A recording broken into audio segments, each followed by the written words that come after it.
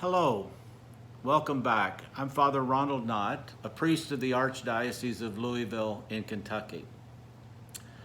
Today I would like to offer you part 3 of a 3-part series I call Managing Change Successfully.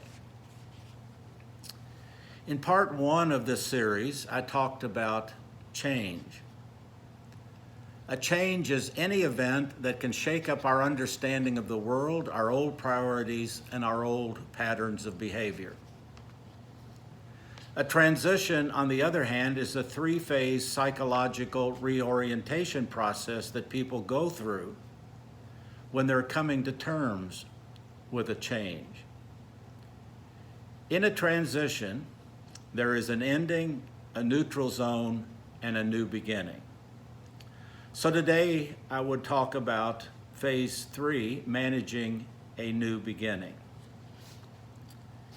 In the last session of this 3-part series, I talked about the second phase, the neutral zone. The neutral zone is an area of great discomfort. These are the pain-filled days when there is a temptation to want to return to the familiar for relief. We need only to remember the statistics of how many abused spouses return to their abusers, choosing the familiarity of the known over the chaos of the unknown. The secret of success in the neutral zone is to ride it out with the belief that this too shall pass. It is rightly called a grieving period in which people struggle to be reconciled with reality. While many people stay stuck in the neutral zone, either by trying to recover some irretrievable past, or by being paralyzed by the fear of letting go of a past identity and the fear of moving into a new one, the only thing that will set them free is for them to give up their self-defeating chokehold on the belief that if they just don't like something enough, it will go away.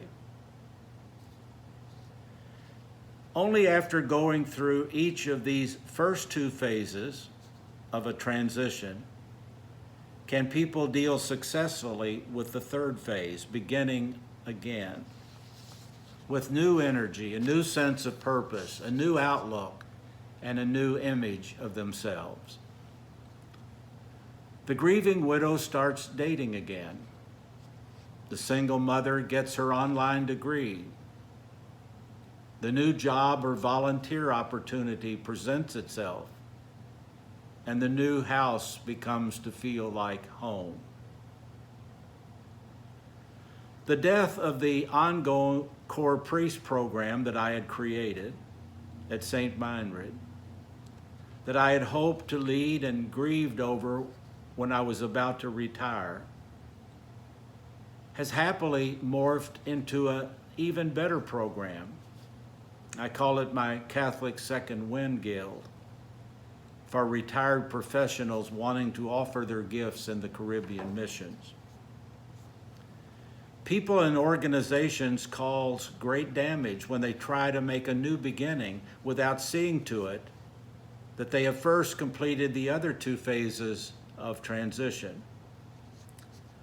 Denial, anger, and depression should be expected if they haven't gone through the other 2 phases.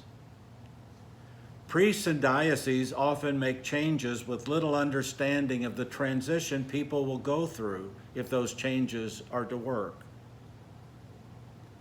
Understandable as that blindness is, not dealing with the psychological aspects of the transition that change brings on is simply a luxury that has become unaffordable today. Today, changes come too fast and from too many unexpected angles. There are too many stakeholders now, too many groups whose transitions, if mismanaged, will undermine needed change. Many leaders fail to recognize the importance of managing transitions, believing that if the structural, technical, and financial changes go well, the human transitions will take care of themselves. Not so. Nowhere is this more obvious than the closing of parishes. Even if that makes good financial and structural sense, it can make no sense pastorally and emotionally. Unless people can make the psychological transitions that these changes require, those changes will simply not work well, causing great pain, heartache, alienation, and even spiritual violence. The change may happen, but the result will be that everything is changed and everything is worse. No matter how bright the future the leaders of change promised. Such an organizational change is like the old medical joke about the operation that was a success, even though the patient died. The entrance into any new situation, be it a priest entering a new parish or a parish welcoming a new priest, calls for a new mind. Both should begin by accepting the fact that if you don't get what you want, you can change your mind and want what you get. There are no perfect parishes, and there are no perfect priests. Priests need to enter new assignments with their shoes off because they are treading on holy ground. They need to be willing to learn as well as be willing to teach. They're called to preach, yes, but they're also called to practice what they preach.